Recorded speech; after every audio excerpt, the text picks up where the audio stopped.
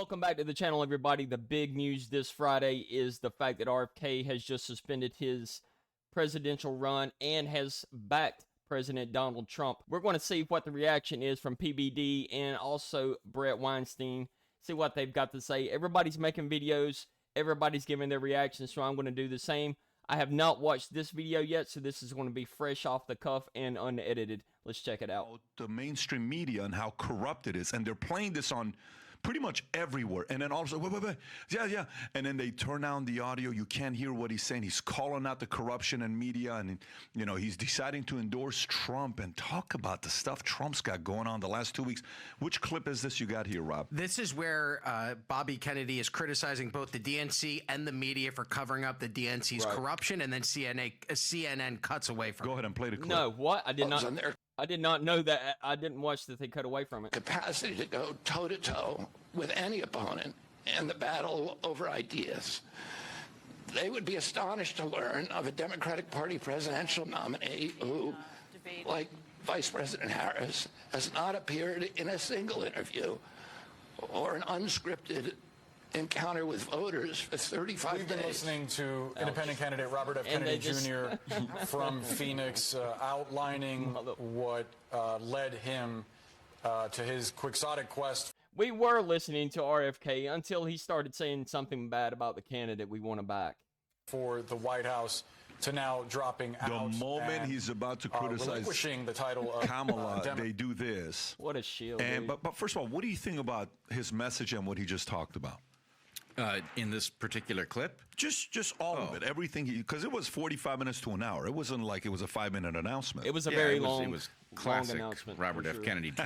You know, he has encyclopedic knowledge on a wide range of subjects, and he covered a great many of them. That clip is interesting, not only because of what he said. What he was effectively saying was that the presentation that we all receive is pure stagecraft, and he's right. And then to have CNN cut away, not able to engage in their usual level of stagecraft because they don't know what he's going to say is incredible. They validated exactly what it was he was describing, which was a fake world that's presented over our screens by these mega monolith corporations that decide what we get to know and when we get to know it. Now, let me ask you, so when he did this, I tweeted it out, and Rob, I don't know if you have it or not. Here's what I said. I said Bobby Kennedy, RFK Jr. endorses Trump, supports Trump, and removed his name from the ballot in 10 swing states. That's a way of not hurting Trump, leaving it in all the other ones. I believe this has a bigger impact on the campaign than the J.D. Vance VP pick, because I think the J.D. Vance VP pick didn't get you anything you didn't already have. It was a safe pick that you chose him. I think this is going to get the independents. This is going to get the libertarians. This is going to get some of the center-left guys. And even more than anything else, the timing of it was monumental. Why? Because it's a day after the DNC. After they had their event, they're all excited. They're all ecstatic. That's a very good point. They literally came in and stole any thunder that the DNC had. Like, what? Again, obviously, I didn't watch it. Because I'm sure it was less about how great Kamala is and about how horrible Trump is. Again, the whole Democratic push right now is Trump bad. There is no policies. There's nothing that they're actually running on. They're all saying all the stuff that they're saying. And I think even in one of his speeches, he said at the RNC, the name Joe Biden was mentioned 2 times during the entire convention. That's crazy. But at the DNC, Trump was mentioned 400 times, not because of policies, just trashing him, whether it was from Barack, from Michelle, from Clinton's, from everybody.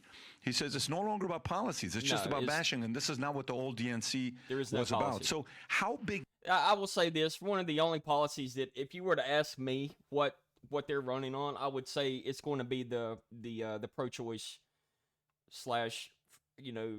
women's choice platform. That would be me. If you were to ask me on the street, you'd be like, hey, what do you think Kamala's main thing? That would be it. They were giving away, wasn't they advertising they were doing free abortions and vasectomies at the DNC? What kind of shit is that? What? Do you not have anything else that's going to appeal to the broader American public? You think, one, this is him stepping aside, him not being in the battlegrounds, him supporting Trump, and him trashing the Democratic Party that he left.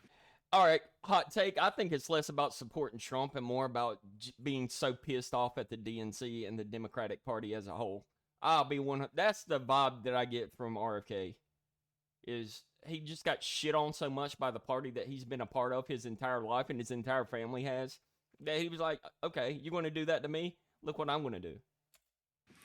Well, I think this is absolutely monumental because I think we are in a novel moment in American political history where many of us who hold different positions on the political spectrum, have different priorities with respect to policy, are finding that none of our differences matter in light of the jeopardy that the republic is in. And so what he is effectively doing here is he is saying those differences aren't going away, but they're just simply secondary.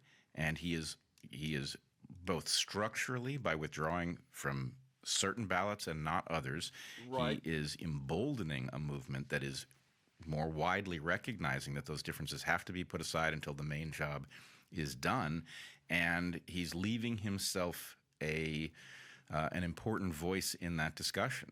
So I was very interested in the way he navigated the idea. This was not a simple endorsement of Trump. No. This was an endorsement of retaking the White House, yes, and using that position to restore the republic to its proper course. And I want to, like I said just previously, if you listen to that comment, this was what Bret just said. It was obviously some type of the endorsement of Trump, but it was more about throwing a monkey wrench in the system, in the cogs. That's what it felt like to me.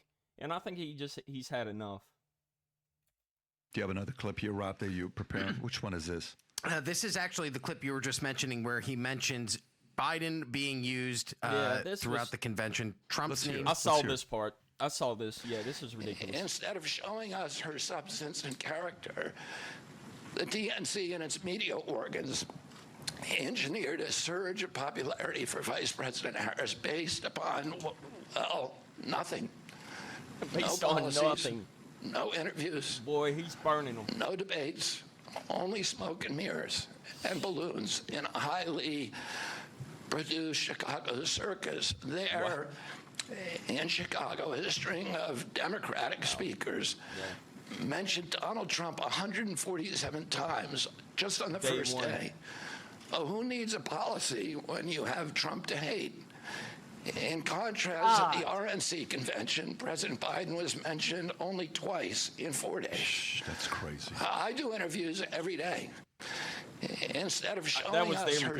And that's 147 on the first day. Combined totals like 393 that he talks about. That's so, okay. So before even going into my follow-up question, prior to this announcement being made, were you in a place where you were an undecided voter, whether you're going to vote for Bobby, Kamala?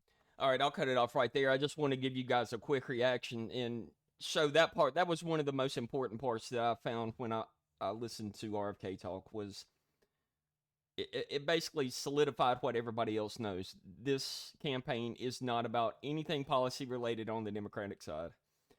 Now, again, you're free to hate Donald Trump or anybody else as much as you want. That's obviously a given, and I would never say you're not allowed to do that. But let's just call a spade a spade. They're definitely running on Trump bad. We're the better option, rather than here are my policies. Here's why. Because if you look at the past, if you look at Walsh's past of what happened to his city, it's garbage. Does that mean the Republicans are perfect? Obviously not. I mean, there's so much stuff that you could sit here and pick apart. But this is the big news for today, guys. If you did enjoy this video and the reaction, please subscribe to the channel. It is growing bigly, and it's growing bigly, and it's thanks to everybody that are watching my videos. Thank you for stopping by. Have a great weekend.